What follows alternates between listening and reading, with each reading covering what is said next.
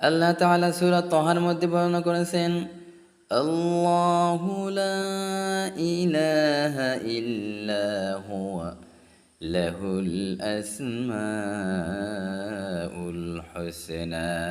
তিনি আল্লাহ, যার কোনো শরিক নেই, সকল সৌন্দর্য নাম একমাত্র তারই। প্রিয় ভাইয়ারা, আমাদের এমন সৃষ্টিকর্তা মালিক, সমগ্র বিশ্বকে তিনি সৃষ্টি করেছেন, তিনি ছাড়া আর কেউ নেই।